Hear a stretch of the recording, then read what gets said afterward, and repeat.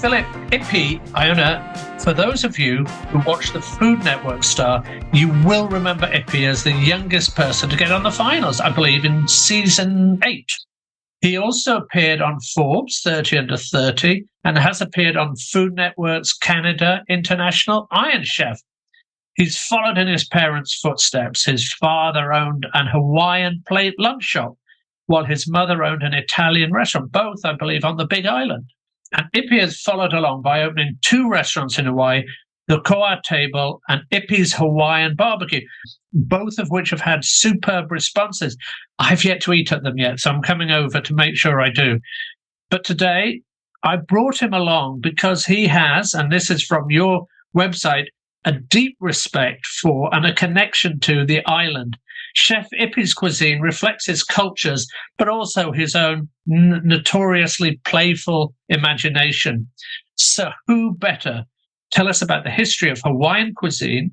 Ladies and gentlemen, Chef Philip Ippy Aiona. Before we start on to talk about everything else, tell us what you're doing both in your own business, and let's talk about Maui now. Okay. And what you're doing to help there. And then we can move on to the questions before. So in my own business, so right now I have I have Ippy's Hawaiian Barbecue. We sold the Koa Table, I want to say about a few years back. And we opened our second Ippy's location. So that's like plate lunch. It's an ode to my dad's Hawaiian plate lunch restaurant. So it's all their recipes. Tell people who don't know about what a plate lunch is. Yeah, what a plate lunch is. Okay, well, this is a big subject now. I don't know if you want to start it now, but so that is a big part of Hawaiian cuisine is the difference between traditional and plate lunch, you know? Why don't we talk about that then later when you can talk about I agree. What he did and how that impacted you. You got it. So you've got that, but let's talk about Maui, which is, as I said to you earlier, Maui is very, very close to people's hearts throughout Hawaii. And so I would love to know your feelings, what you're going to do, what you're trying to do, and the ways that people, even now when we play this in October or much later, they can still try and help. Mm-hmm. Yeah. So obviously, Maui, as while we're recording this, is very recent. And so this is going to be years of rebuilding, billions of dollars and just an enormous rebuild. What's happening now is we're creating here in Hawaii, what we always do is we create huis, which is like little groups, right? And they come in and help. So we obviously there's the big organizations and stuff that jump in and supply the necessary things, but this is bad. Like this is the biggest natural disaster we've had in Hawaii. And we've had whole towns, volcanoes take over whole towns and everything, but nothing this fast moving and this catastrophic when it comes to loss of life. So, we're only at this point, we're only 30%. They've only searched 30% of the area and we're already up to 110, 115 deaths. So it's really, really bad.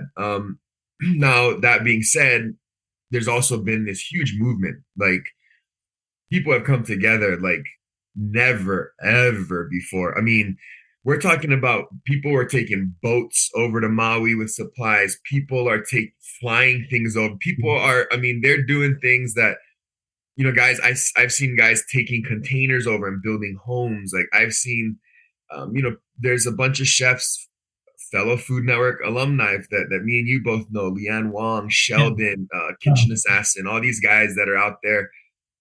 Leanne lost her restaurant and it's still, they're doing everything they can with Chef Hui, which is another big group. If you guys get a chance, that's who's really feeding everybody right now. 10,000 meals a day. They're just pumping food out. Unreal what they're doing. It's almost like it's not even like a question, right? They just responded. It's kind of like, even though they lost everything, they still responded. So it's hard. It's really difficult for me. I'm a native Hawaiian. I was born and raised here. My dad's, we've been here forever, and it's hard not being able to help, right? So we're doing as much as we can from this island, but again, the people of Maui, they're strong, they're resilient, and the people of Hawaii are Yes, they coming together. So this is gonna be a super long, a really long fix, and I don't know how it's gonna play out, but I what I do know is it's showcased the aloha spirit to the whole world. I mean, it's shown are. exactly what we do, and I think that's something that's important because you see a lot of natural disasters, and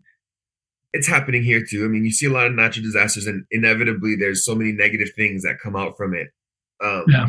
But this has had such a, aside from the negative stuff, this has had such a positive impact with the people coming together because I mean, people are dropping everything. Like they're dropping their whole lives. They're dropping everything to help each other, and that's a beautiful thing to see. Sometimes, it really is. So yeah, unfortunately, what's happened is horrible, and this is going to be we're going to have to work on this forever. And in a few weeks, when the cameras are gone, we'll still be talking about it. We'll still be dealing with it, Yeah. and I'll still be reminding people. I know you will. So but it's just one of Oh, those yeah. things. It's just going to be a long fix, and Maui.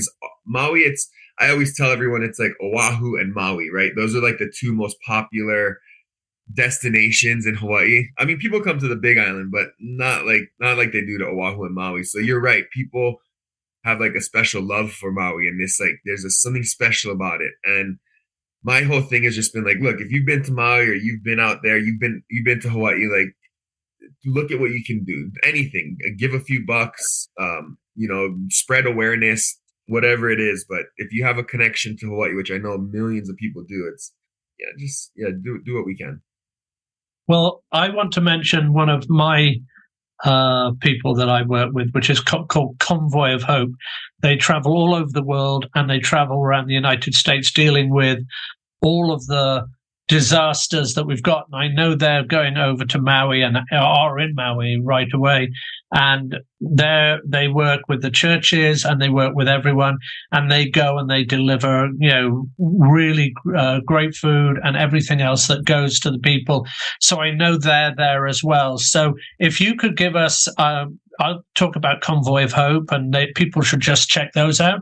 But if you could give us the connection for Chef Hui, that would be a great. Definitely. If you could give us that would be fantastic. And then we'll move on to my history questions. But this is more important than anything else.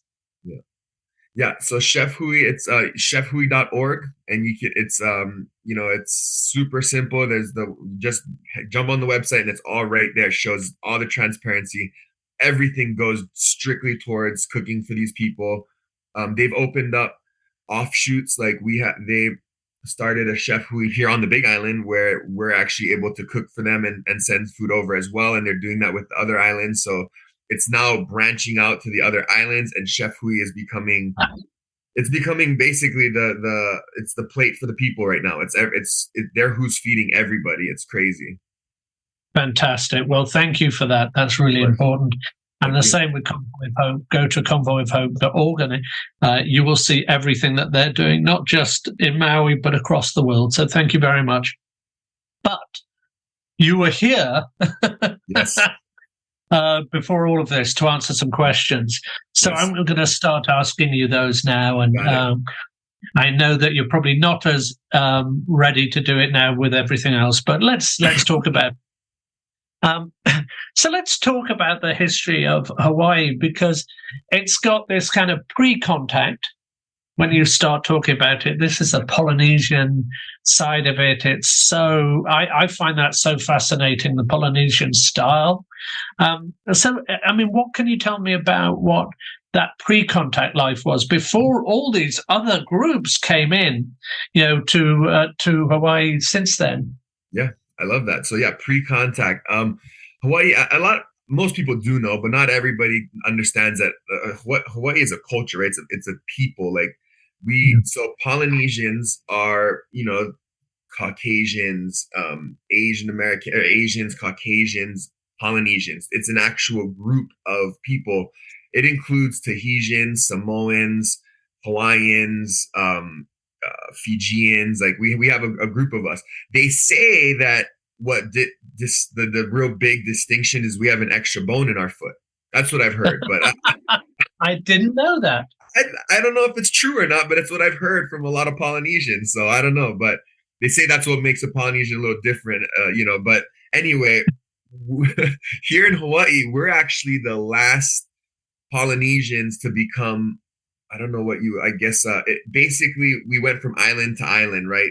They sailed with these big canoes, these outrigger canoes that they would navigate with the stars and the ocean, and it's a lost art that there's a few people out there now that are still trying to perpetuate this, this navigation. But anyway, we came from the Tahiti to Hawaii. So basically, you had Samoa, Tahiti, and the last place to become part of the Polynesian triangle, I guess, if you will, is Hawaii. So they came from Tahiti to Hawaii. The Tahitians came here and created what we know as Hawaii.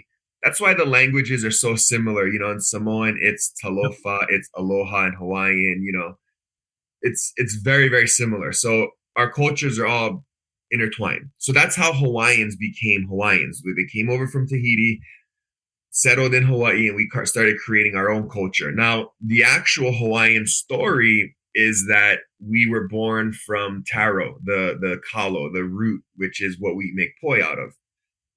That's like, which you're going to have to explain to people as well, because they won't know. And I've mentioned that later on. So when we get to that, you must mention that, because we're talking about the food here, and I know you're interested in that. So anyway, carry on. Yeah, poi. If you've been to a Hawaiian luau, you definitely know what poi is, because it's that purple sticky stuff that everybody's like, So I love it, but it's an acquired taste, So I always tell people it's like potatoes. Potatoes with water wouldn't be good either, but when you flavor it and you add things, it can be tasty, So anyway, that's where the Hawaiians believe that we were born. The first Hawaiian was born from the taro root, came out of the ground, and that's where, Hawaiians were created, right? And then that's pre-contact. So then we created this amazing, beautiful culture. Now there was, just like any culture back in the day, there was some of the most beautiful parts, and then there was also, there's parts that we might not understand nowadays, but that was part of our culture, and so we had kings and queens and chiefs, and we had this beautiful monarchy that was, is what created our culture. And so if you listen to the Hawaiian language or the music, or you watch the hula, or all of these stories that we tell, the food and everything, most of it comes from pre-contact, which is like the native Hawaiian. And that's why I was saying earlier that we have two distinct different types of food. We have like traditional Hawaiian food, and then we have plate lunch. And that's because we had pre-contact, which is, before anybody came, the Hawaiians only had what they had here. And we didn't have pigs and all of those things here. That was all brought to us. So it was fish. What did you have? So what we had, so we had what we call canoe plants. So there was, when the Hawaiians came from Tahiti, they brought essential things in these outriggers with them, and we call them canoe plants. So they were ulu, which is breadfruit, uala, which is purple sweet potato, and kalo, which is taro. So those are like the essentials that they brought with them. They brought plants and everything so they could cultivate them here in Hawaii. The animals they brought with them were dogs, believe it or not. That's actually what the meat that they essentially, before pigs got here, that was the meat that they would use, aside from fish and things like that also. So that's what the actual Hawaiians brought with them. And if it wasn't for ulu, like the breadfruit and the taro, and they probably wouldn't have had a culture. I mean, we're talking hundreds and hundreds of thousands of acres of ulu plants and ulu trees, and that's kind of the ulu and the breadfruit, or the ulu and the sweet potato and the taro. It's really what started the culture, and they brought it with them. That sounds unbelievable. I mean, I know a bit about that from other Polynesian kind of people I've spoken to, but that's I get terribly, as you can see, I've done a lot of these recordings. I think we've done 100 of them now, these recordings that are some interviews and some I write, and I still get so excited about it. And I know. Well, let's talk about the post-contact as well, because let's see how those came in. Perhaps you could talk about the way that they came in, the Chinese, the Filipino, all these different ones, and the order. And for each one, talk about how those kind of fell into the Hawaiian kind of dishes. Because a lot, I'm I don't know if you know, but my wife is Filipino. Yep, I know. So I love Filipino food. You eat good. I know, I see it. Love Filipino food. But tell us about all the order with it which they came in, because I've got a list here, but obviously you tell me.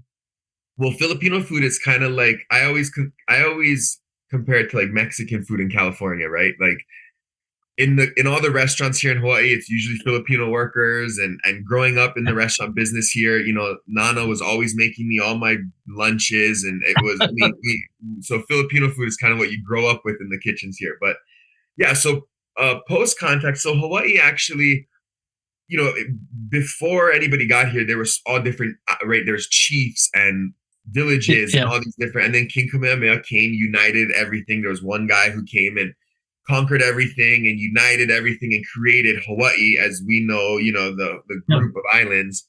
And then as he passed and his children and things started taking over, we started getting more and more, we would sail, our kings and monarchy would sail to England and became really close with the English monarchy. And there was very close. Very Queen close. Victoria.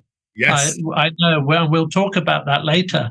But very close with the monarchy, and we had, we had some kings that were much more into it than others, and some that, so we, they kind of created. If you look at like some of our clothing, like, after Kamehameha the third, fourth, fifth, around there, it's very like British, like buttoned up, and we have all the little things. So they took a lot of influence from that. And still has the British flag on the Hawaiian flag. Yes, sir. You're right. That's a lot of people don't realize that. I mean, a lot of people don't notice that, which is weird not to notice it because it's right there in the flag, But so once that happened, that's how people started kind of discovering. Now, that being said, the first person in the history books to discover Hawaii was Captain Cook, right? I mean, I shouldn't say discover, but the first Westerner to come to Hawaii was Captain Cook. He came over during a very special time. The only reason Captain Cook actually lived and was able to do what he did and was because he came during our time of peace. So Hawaiians would have war, right? And they would have these times of ku and lono, like these two different types, wartime and peacetime. And when it was peacetime, nobody was allowed to fight. Everybody came together. It was one of those weird, and nobody did fight, I did not know this. Yeah, and so it was the Makahiki, which is like a time of peace, and all of these. So it's only a short little time during the year, but it's very, very important, and it's a big part anyway. So Captain Cook just so happened to come to Kealakekua Bay when we were in the middle of this time of peace, this Makahiki thing. And so he actually got really lucky because when he came onto shore, normally he would have just been killed right away. I mean, it wouldn't have been a question, right? But when he was coming onto shore, they were like, wait a second. They're like, first of all, he didn't look like them. He was much, much whiter than them. So they were like, is this a god? Like this man doesn't look like us. He looks like, they thought he was brought or sent from the gods.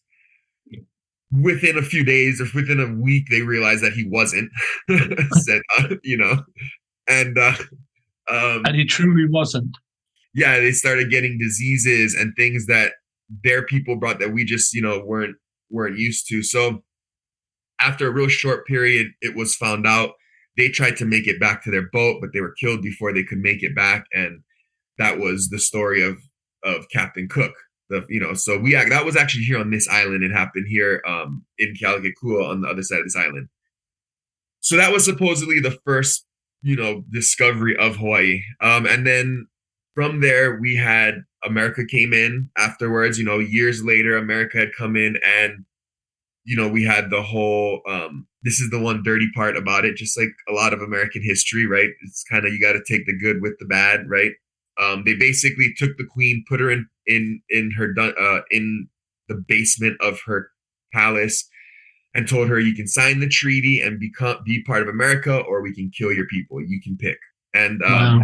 so she decided not to go to war because her people had spears, and I mean, America had guns, and it was Yes. just, so there's a very, very famous song, and that she wrote during that time, and it's kind of like the story, and her telling people not to fight, and that, where all of these. So excuse me. So that's kind of the I know, and unfortunately we always have those little bits right in there. That's Of course. but My father is from India, and they had lots of those little. a lot. So Yeah, and it's tough, right? Because there's still to this day people that fight it, people that sovereignty, and they're all about not being part of America. And there's something to be said of understanding where they're coming from. And so but with history, as you know, because you study it, history is always changing and evolving, and we tend to always make the same mistakes, but we're always trying to evolve, and I think that's what Hawaii did really well, because again, once we became part of America, the number, now all of these things aside from the fact, with everything, the one thing that did come out of it that was amazing is the food, right? Because absolutely, and that's what I really wanted to yeah, get exactly. at. So that's what came out of all of this was the Yeah. food. Like we had. So what happened was, once we became part of America, our biggest export, and it was actually one of the biggest exports in the world at the time, was sugarcane. And Okay. so C&H Sugar, California and Hawaii, C&H Sugar. It was a huge, huge operation. I mean, the sugarcane plantation boom was massive. It's what I Oh, I attribute the Hawaii sugarcane plantation to about 80% of the people that are here today is wow. because of this plantation. I'll explain why. Because, for example, myself, like me, my dad's Native Hawaiian, right? But my great great great grandma was a Native Hawaiian, and my great great great grandpa was from Canton, China. Now, on my dad's other side, my great great great grandpa was from the Azores, from Portugal, and he Yeah. married a Hawaiian lady. And so we have all of these different cultures. What happened was, when the sugarcane plantation became so big, we needed workers. We needed to bring people here, and we needed them to work the fields. So they brought people from, for example, the Philippines, Japan, China, Oh, okay. Korea. I would say at the time, the biggest groups that came were the Japanese, and the Japanese, the Chinese, and Portuguese in the beginning were the biggest groups that came. Then we started bringing in the Koreans. Then the Philippines started coming in a little later. But the first big groups that came in were Japanese, Portuguese, Chinese, and what happened was, when they came to Hawaii to work the plantations, the people that owned the plantations, they were smart, right? And they were businessmen, and they were brutal. And so they were like, listen, you don't want anyone that can speak the same language. We don't want too many of the same cultures working together in plantations, because they were afraid of strikes and Yeah. all these things. So they would kind of split the cultures up. And what happened was, when they split the cultures up, they couldn't talk to each other, right? So they couldn't communicate. Well, how does everybody communicate? The one way that you don't have to talk to somebody, but you can share something with them, food, right? Like, I mean, that was one That's thing that, really fascinating. yeah, nobody could talk to each other. No one could. So what ended up happening was, we created, well, it was already part of the Japanese culture, but we brought it here. It's called the bento box, right? So Yes. the bento box was created. It's basically a tin that had different layers, different levels, and you would have like your rice on the bottom, your meat, your vegetables. It kind of would stack up. Is that almost like the Indian, like tiffin? They had a thing Very called tiffin. similar. Yes, Right. pop the top, and you have almost different levels. So you have your different, and it keeps it hot. It keeps it, it's like a Yeah. really smart little. But it was basically, what happened was, these people were thousands of miles from home. They're sitting here in the middle of the Pacific, literally a speck in the middle of the Pacific Ocean. They miss their home, they miss their family, all of this. And so they start searching, right, for things that bring them comfort. And so it's their food. It's the food that always brings them comfort. So they start making their dishes that as much as now some ingredients they couldn't get, right? Because they're here. So they start making dishes based on what we have here. And then they take it with them to the plantation. So now you have a guy from Japan coming to, the plantation, and he has his musubi, which is the little cone, the little triangular musubi with just rice. And he has his yakitori, and he has his pickles, and he has his namasu and whatever he has. And then you have the Portuguese guy. The Portuguese were usually the guys in charge, like the foremen kind of, because they were already island, like they were very good with fish. They were natural fishermen already because of the Azores and everything. Yeah. So they kind of came out, and so then the Portuguese had vinha doce, and they had, some amazing food. And then the Koreans came in. The Koreans had kimchi, and they had, they had even like the pickles, like the, my favorite, not pickled cucumber, it's like a pickled herb that's, anyway, the Koreans come in with their side, and basically what happens is everyone starts sharing their food. Now, as things start progressing, we don't have certain ingredients here, right? So that's why, for example, teriyaki is so different here in Hawaii compared to different places. Yeah. And some people even say that type, like yakitori is a thing in Japan, but teriyaki is something that kind of was started around the time here in Hawaii, where basically we didn't have, we added pineapple juice and sugar to create, because we had tons of sugar to create this, teriyaki. Musubi, another good example. Now musubis, which is a little block, with rice, spam, and nori. Musubis were made a little bit later, in I want to say around the late 70s, musubis came into play. And that was because a Japanese man, they have these things, like I told you, it's called omusubi. It's a triangle, has nori wrapped around it, has a piece of ume, like a salty, sour plum that's stuck right into the middle. And they wanted to create this omusubi, but they didn't have too much of the umeboshi, the plum that you put into the middle. So what did they have that was salty and in abundance of? Spam, right?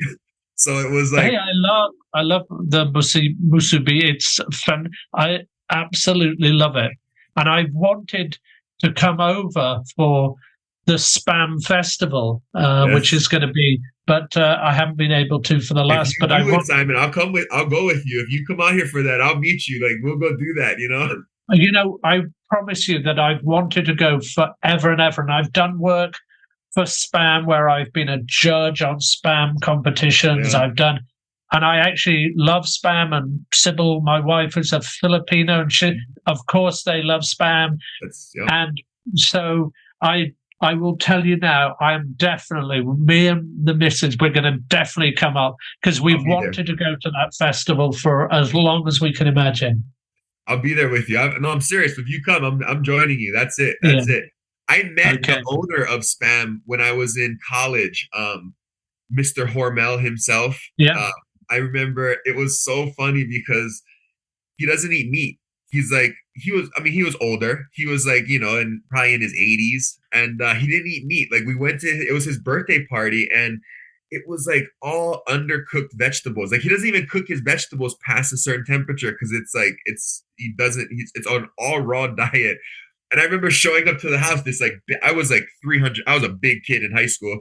I remember showing up to the house being like, oh yeah, I'm going to the Mr. Hormel's house. We're going to have Spam. We're going to be, and I get there and we had this squash lasagna, and the only Spam thing I got out of it was a t-shirt, like a Spam t-shirt. But that being said, I love Spam. No, I do actually really love Spam. So we have that in common. Yes, we do. And so tell me about all of these then. So you've got the Chinese, the Philippines, the Koreans. How did that, now when you start seeing people coming together, often they're very kind of, what's the word I'm looking for? They're a little feared by other people's food. Yeah, very cliquey. Yeah, so how do they go and look at, how did that happen in Hawaii? Because they loved what they got there. Mhm. Yes. And also keep in mind, they're here. When they came here, there was already a big culture here. I mean, the Hawaiians were already living here, and Yeah. that was a big part of it too. I kind of think of it as, and you would totally get this, but I think of it in terms of like food competitions, right? So there's certain things in life that bring you closer together. And I can only imagine being thrown into a plantation with horrible work environments that you're struggling every day and having a fight to feed your family. And I just feel like certain things like that bring you closer together. It breaks barriers beyond your religion. And I mean, most times it's right. Tragedy brings people together, not just tragedy, but anything that's intense. Same thing as cooking competitions. I'll tell you what, I was just talking to my cast of barbecue brawls a couple days ago, and I was telling all of them, like, it's weird because we've only known each other for such a short period of time, Yeah. but it always seems like the crews that I cook with and things like this, I get super close with super fast. Like we're talking, I was only with them for 2 or 3 weeks, and I'm already telling a lot of them I love them. It's like it's one of those, because when you're put into situations where your back's against the wall, you guys put your backs together and you fight it together. So I think that's kind of what happened. They're all far away from home. They're all here. They're stuck on this plantation, and they decided, look, we got to make the best of it. Keep in mind, a lot of the people that came here were trying to escape parts of their country, and they were looking for something better, right? So it's maybe the grass isn't always greener back home. I mean, it was one of those situations. So I think it was just the way what they were put into, and what they were done, and that's how they were able to come together. Because you're totally right. Normally, it's very cliquey. It's very, you stick to your culture. I mean, my mom's from New York, and I like her growing up. She'd always tell me about the Italian neighborhoods and the Jewish neighborhoods, and it's Yeah. they kind of stick And that's together. what I was thinking. Yeah. It was like, so let me talk about this. I mean, you talked about barbecue brawls, which is, you're a barbecue person, but how is your barbecue, and how do these other areas that happen there, all these different cuisines, how do they come into your cuisine then? I would say my biggest influence when it comes to my barbecue cooking is Korean and Japanese. That Okay. would probably be the biggest things I pull from when I cook when I do my actual hibachi style or barbecue or teppanyaki or any of that stuff. I'm normally pulling from Korean and Japanese.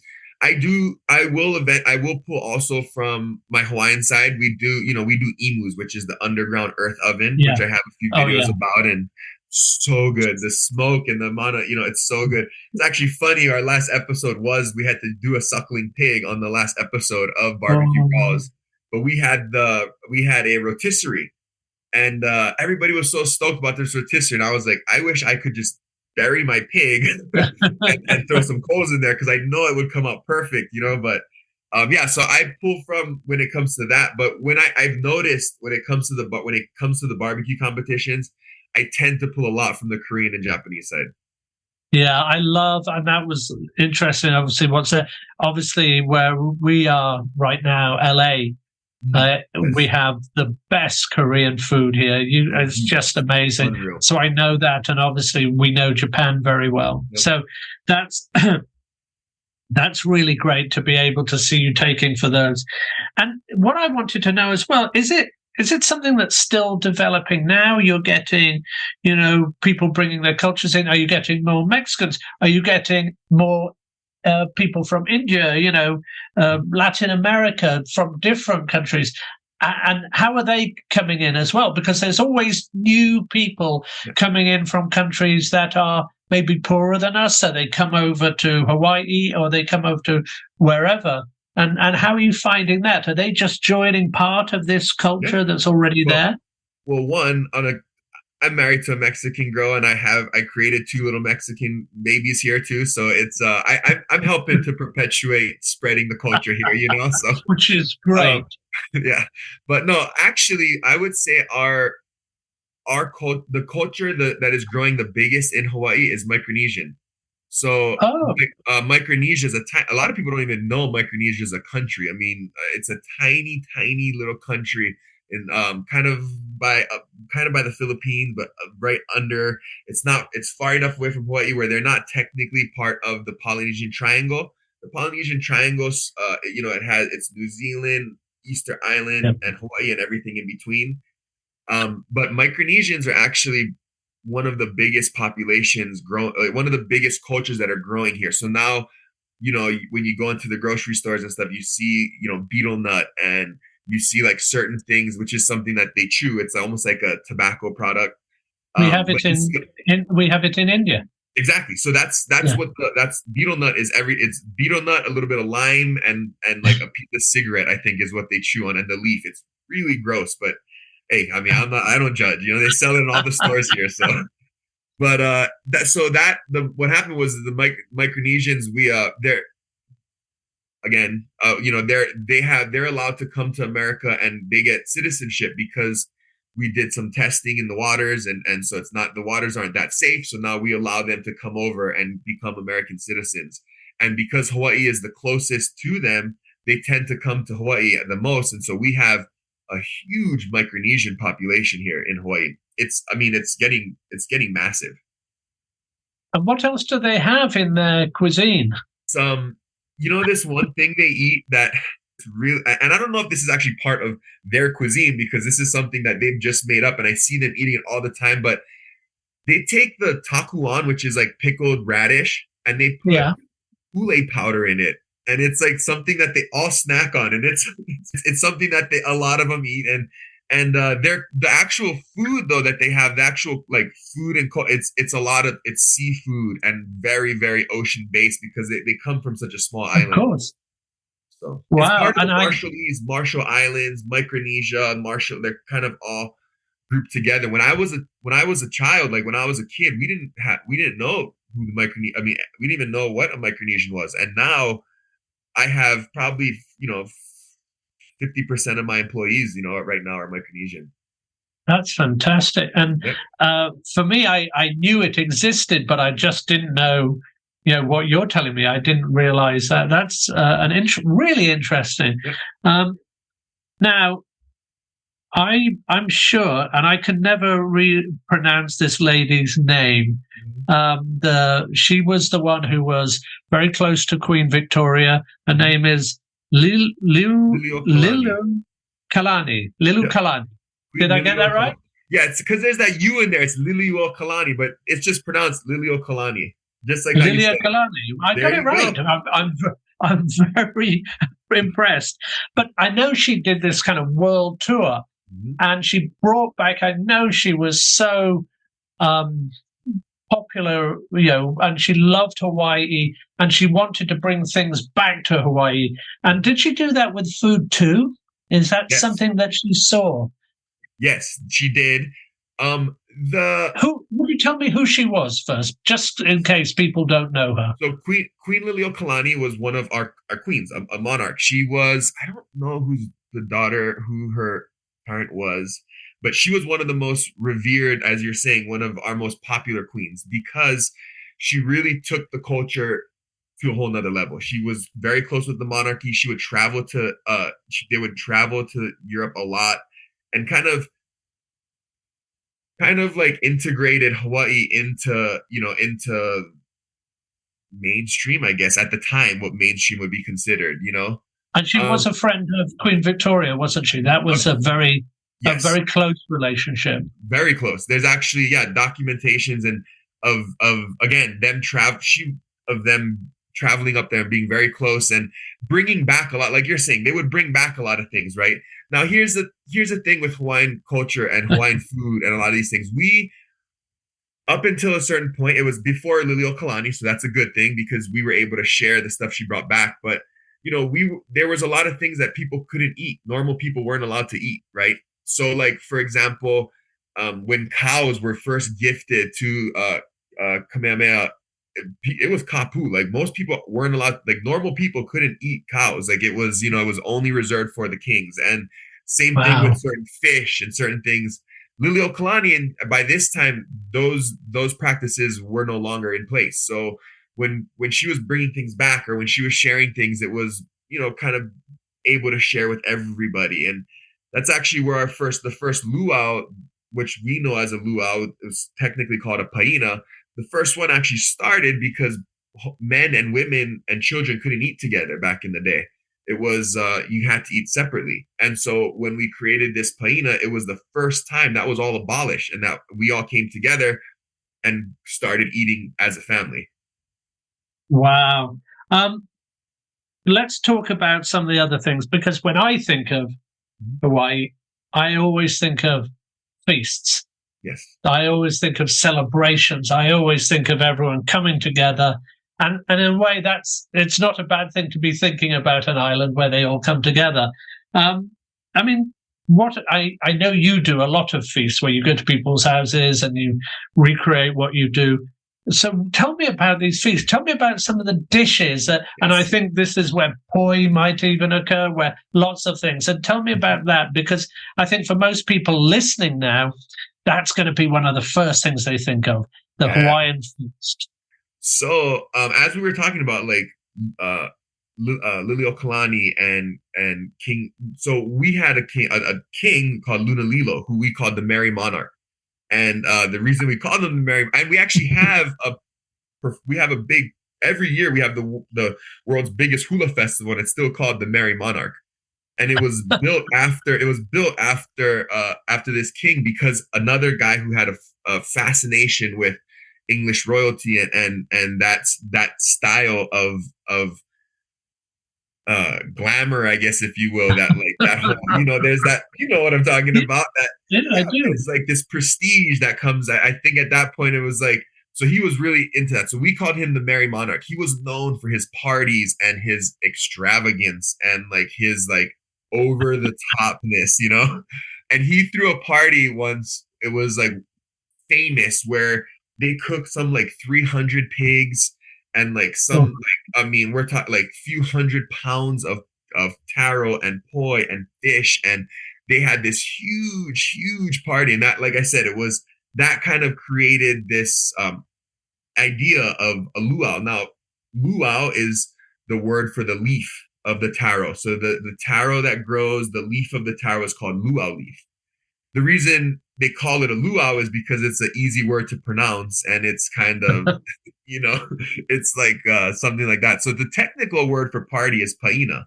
That's like what we would normally have here, is we'd have a paina, which is like a party or a get together. And then Lunalilo turned it into these big luau's and extravagance with music and dancing. And again, back in the day, you couldn't even eat with your husband or wife. It was all separate. So now all of a sudden you have all these people coming together and celebrating. And it was definitely that time in Hawaiian culture. That was a cool time, because we still had our culture, but we were still strong in our culture, but we were also, we were including more people, and we were being a little more, we were expanding our horizons a little bit. I just love. You can tell how excited I am. I love it. About the food of Hawaii, because we get to come over there fairly irregularly, and so when we go over there, we want to go to all these different restaurants or people's houses and just enjoy it. And I can tell you the food I didn't even mention. I'm sorry. I'm so sorry to cut you off. No? I didn't mention the food that you have at a luau, which is probably the most important thing. Please, you go ahead. Don't worry about disturbing me. You go ahead. No, I was like, gosh, I told them about the luau, but I didn't tell them the most important part, like what you eat at a luau. People want to know what's at a luau, and that's going to be So don't worry about disturbing me. You carry on talking. Aside from the hula dancing and the mai tais and those things, what you get is a lot more traditional food, as I was telling you. So you're going to get taro or kalo poi, which is the root vegetable that we pound with a little bit of water to create this paste-like texture, and it's full of nutrients. So that's poi. How is that? How is the poi? You've pounded it. Do you add sugar to it? Do you add salt to it? Do you add nothing? So it's steamed. It's steamed and then pounded, and that's it. And that is why I always tell people, like, traditional poi I understand when people don't like it because it's like if you took a potato and pounded it with water. It wouldn't taste the best, you know? But like here, I'll do fried poi where we take the poi and I add a little bit of sugar and some flour and we fry it. That's delicious. We'll add it into chowder and we'll do like a taro chowder or I'm so things, hungry already. But when you do that, it tastes a lot better. But traditionally, it's steamed, pounded out, and that's it. And just a little bit of water. It's supposed to be really, really, really good for you. It gets you really big and fat real fast. That's what we give the babies, you know? So you get poi, and then you would have some type of dried fish, whether it's aku, ahi, some type of dried fish you would always have. And then again, we didn't have pork. So kalua pig was kind of post contact, and same thing with lomi salmon, which is something you always see, which is salted salmon with tomatoes and onions and everything.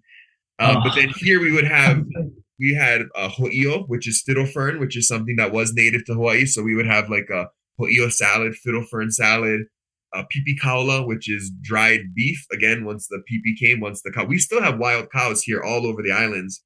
That they're just up in the forest, all wild, but that was another one, pipi kaula. Oh.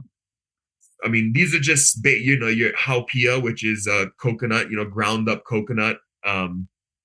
These are all things that what our biggest thing and what we still eat to this day is what we call laulau. So you take the taro and you take the leaf, which is a big, big leaf. You take the stem off and you wrap pork and fish and Hawaiian salt into this leaf. You tie it up and then you steam it. And it creates this, like, I call it the purse of the gods. It's like so good. It's the outside, the taro becomes almost like spinach. Like it has this delicious like texture and it's has this earthiness and then the saltiness from the pork, and then the fish is usually super soft because we usually use cod like the butterfish. It is really, so that's like our most popular, the laulau. You've seen those. Those are those little green balls that you see. Those are like, oh man, I can get into that for sure. So those are some of the more traditional luau stew, which is the leaf of the taro leaf actually stewed down for hours with a little bit of coconut milk. It's these are the traditional stuff. And then as time goes on, now when you look at Hawaiian food, you'll see more of like what I have at my restaurant, which is plate lunch, which is teriyaki beef, chicken katsu, kalbi short ribs, orange chicken even, we do a delicious ginger, like Chinese ginger chicken, all of those things. It's all the things from your different areas that have got, I've got to, I mean, both the original and this new kind of plate both sound absolutely phenomenal. But what's so funny about it is the new, I always tell people it's so funny because the original was what, the new stuff, like the plate lunch, that's what I crave. Like when I'm homesick and I'm thinking of like Hawaiian food, it's always plate lunch. And I always think it's funny now that's how it is with us locals now, What do you kind of describe a plate lunch as when you describe it to people from, anywhere? Like if you come from Britain, you're like, well, what's a plate lunch? Yes. Thank you, Simon. That is a beautiful question. I love that. What is the anatomy of a plate lunch? So the anatomy of a plate lunch always has 2 scoops of rice, right? 2 scoops of white rice and a scoop of mac salad.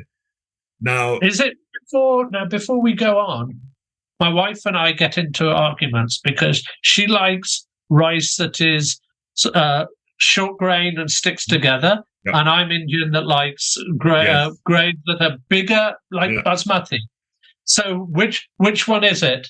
I mean, if you're a smart man, it would always be whatever your wife says, right? Yes. But no, we're with you. We're with your wife on this one because that's how similar. Just like in the Philippines, it's the same thing here.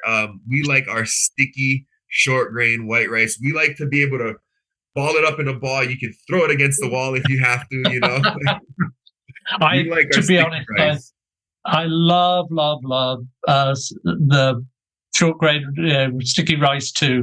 But I like to give my wife. I like to give my wife a bit of, if I'm cooking curry, I made a methi chicken yesterday or day before, and I'm going to use the basmati. Most of the time I'm cooking for her, I'm going to cook a short grain, whatever she wants. Basmati has, and they're more fragrant, right? So, the aroma of a basmati is so fragrant.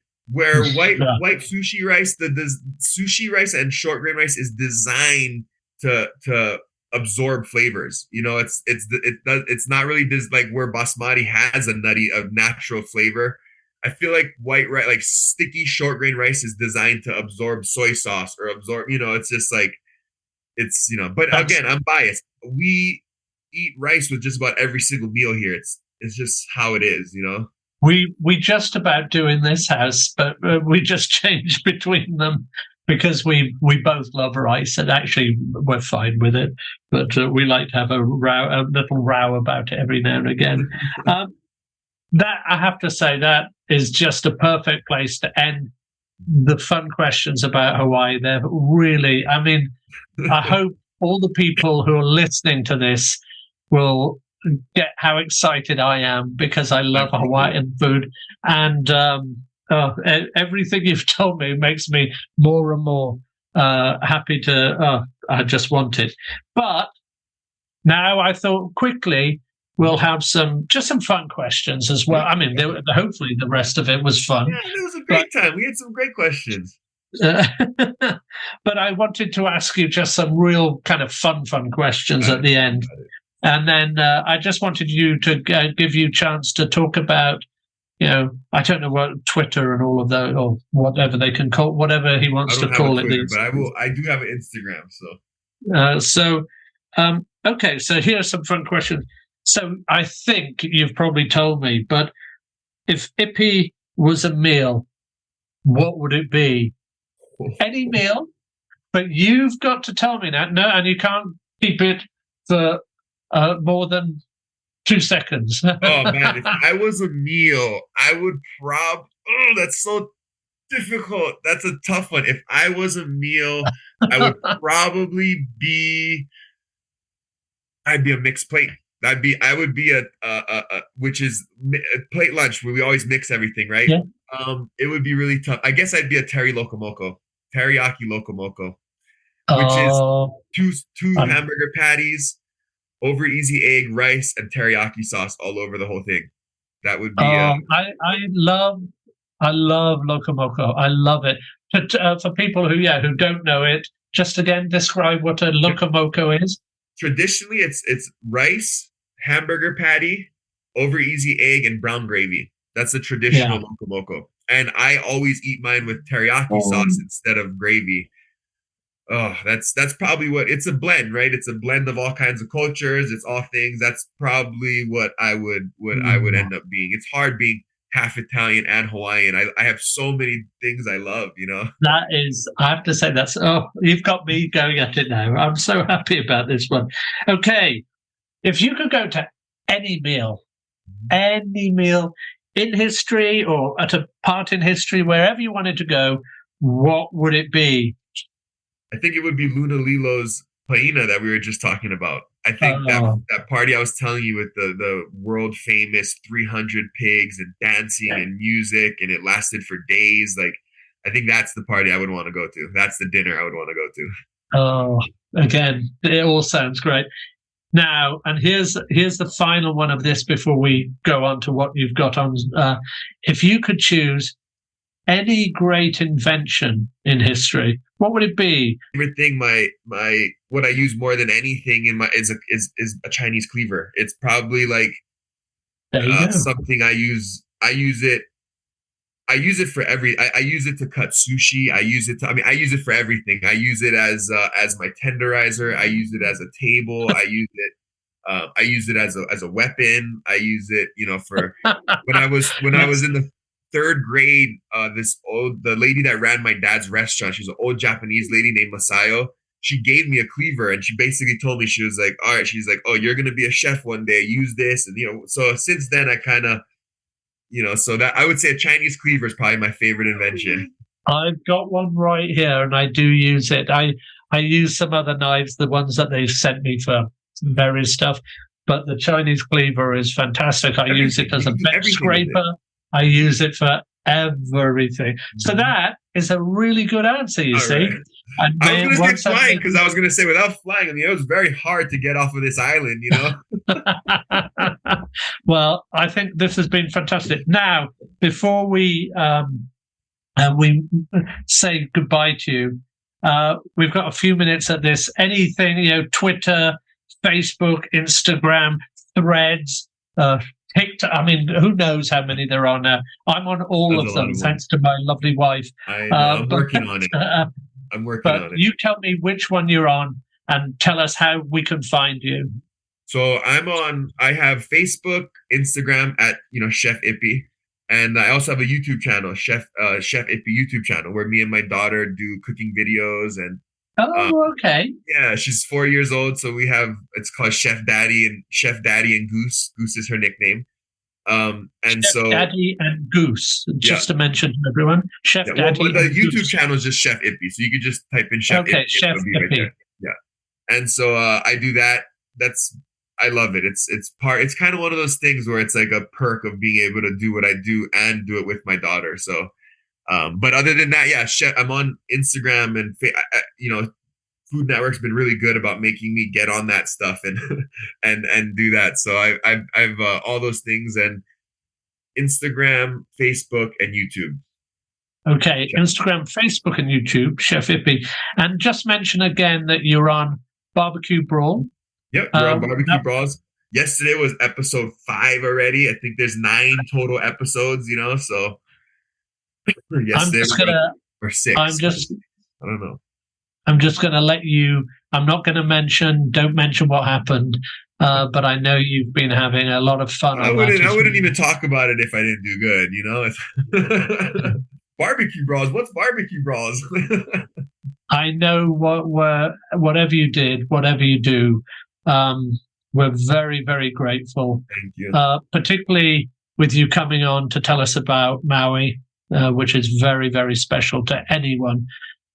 Because it's just, I don't even want to kind of talk about it. I know Lian Fong, I know everybody, I know Leanne, who is just fantastic. Yeah, Leanne. She was on Tournament of Champions with you guys this last season. Yeah. Oh, no, she's, I've known her for a long time. I mean, many, many, many years ago, I judged her in a playoff competition to get into Next Iron Chef. Oh, so wow. I've known her for a long, long, long time. Right. And I was judging her on Tournament of Champions. Well, not judging her. I was doing the commentary.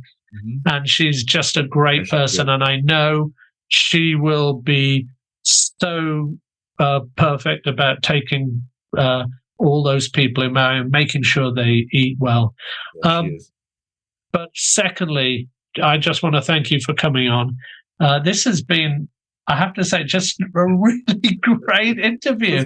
It's fun. It's just I just want to ask lots more questions, but we're only trying to keep it to an hour. Okay. I just want to say a huge thank you, everyone out in the listenership, which is quite a few now. We just want to say thank you to you for coming on, and from all of us here, goodbye. He's giving us the old. Yeah, the Hawaii shot is like this. This is how tourists do it. This is how locals do it. Like that. Oh, is this like nice and loose? You got to keep it nice and loose, I'm British. We don't go loose. I've never been loose in my life. I'll tight. No, I'll tight. And we're like, but it has been fantastic. Thank you so much. I had a great time. Thank you. Make sure to check out the websites associated with this podcast at www.eatmydinner.com, where we will be posting the transcripts from each episode, along with all the references and resources we used putting the episodes together, in case you want to delve deeper into each subject. There is also a contact button, so please do let us know if there are any subjects that you would like us to cover. And if you like what you hear, please don't forget to join us on Patreon. Subscribe, recommend us to your family and friends, and give us a good rating on your favourite podcast provider. Thank you. Goodbye from me, Simon Majumdar. We'll speak to you soon on the next episode of Eat My Globe. Things you didn't know about food. The Eat My Globe podcast is a production of It's Not Much, But It's Ours and Producer Girl Productions. We would also like to thank Sybil Villanueva for all of her help, both with the editing of the transcripts and essential help with the research.